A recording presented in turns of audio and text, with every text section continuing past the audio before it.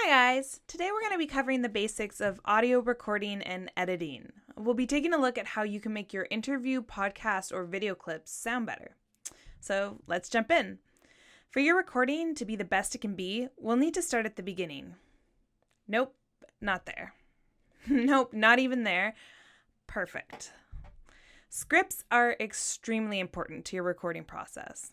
Why? Well, readability for one. Have you ever tried to cold read a novel? It can be a pain in the butt. Where do you pause? Where do you put the emphasis? When is this sentence ever going to end? And that's why we use a different format when writing out what we're going to say and record. Take a look at my script for this video.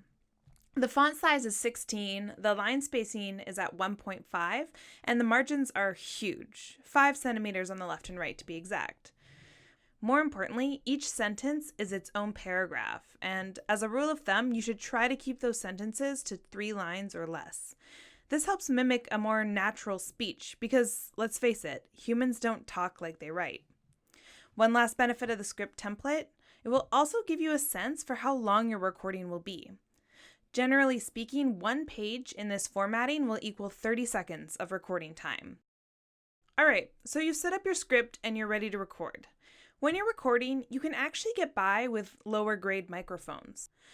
What really matters is where you choose to record. I'd suggest a smaller room and, if you can, try to put up curtains or blankets on the walls. Why? Well, just listen. This is my voice recording in a small, dampened room. Here, I'm standing further from the mic, the door is open, and you're definitely going to notice some drop in quality. You'll also want to make sure that you're somewhere quiet. I think this goes without saying, but background noise can ruin good audio. Okay, so we have our script and we have our recording. Let's get to the real meat of it. Let's jump into the editing. As a beginner, there are 2 areas you'll want to focus on: content and volume. So firstly, with content, you're going to want to trim down the fat. What do I mean by that? Well, first of all, you or the person you're interviewing are going to stutter, and ah. That's okay. Everybody does it. In fact, it's so common that after some time editing, you'll be able to spot the ums from their wavelength alone. But for now, you can just play through the audio and delete them as you find them. So let's tackle that. First, open up Adobe Audition. Make sure you're in waveform and not multi-track. Then select the cursor up here at the top of the screen. Click at the beginning of the clip and press the space bar to start playing your audio.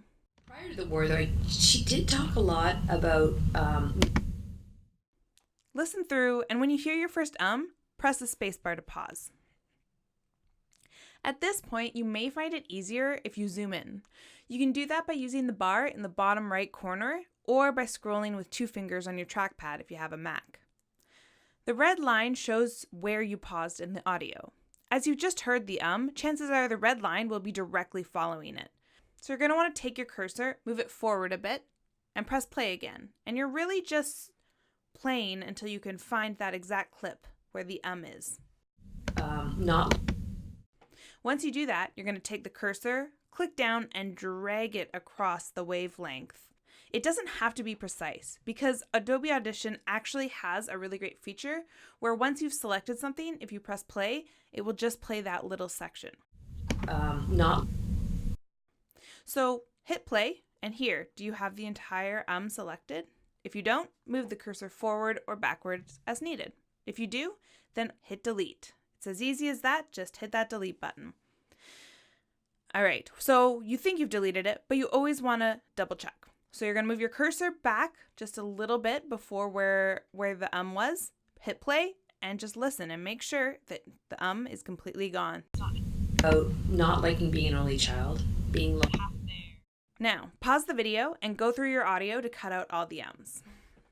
Alright, so we've cleaned up the content of our audio a bit, but we can also do a lot of work on the volume. Your audio should sit around -6 decibels. And so when you look at your wavelengths and you see those numbers on the side, you'll notice that some go above -6, some go below. And essentially what we want to do is select all the different parts that are not around -6 and either bring them up or bring them down to that level. The technical term for this is gaining up or gaining down your audio. There's a quick and easy way to do it, and then there's the best way to do it. The easy way to do it is to Command or Control A, depending on whether you're a Mac or PC, and select the entire clip. Then click on the dial and bring the audio down so that the peaks are at -6. This is fast and will do in a pinch, but it will give you some really quiet bits, so I don't normally recommend it. It really doesn't give you consistently good volume. So that's why I'm recommending the best way to deal with audio.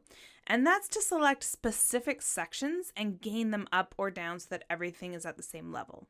You're going to do this in a similar way to how you cut your ums and your false starts. Obviously, you're not deleting anything, but the whole selection bit is the same, and then you just use the dial to either gain up or down. So take a look at what I'm doing here with this clip. It's nitpicky and takes longer, but it really will sound better, so I recommend you take this route instead. One thing to note, gaining up will eventually cause a loss of quality, so be careful how much you do it. Just listen to my voice. I've taken a very quiet portion and gained it up too much. Hear the difference? It starts to get a little scratchy, a little echoey. So really, you have to be careful. You can only gain up or down so much.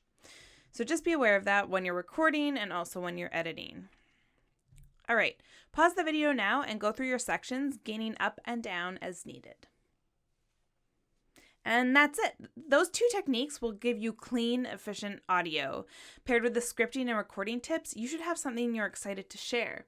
But clearly, it's not the only things you can do with your audio. So what's next? You can tackle more complicated edits like pops and sibilants. You can add manual fade-ins and fade-outs, which will give your recording a more polished feel. And you can try inserting background music when it's called for. I've put links for all of these in the doobly-doo below, so be sure to check them out if you're looking for next steps. Thanks for tuning in, and happy editing!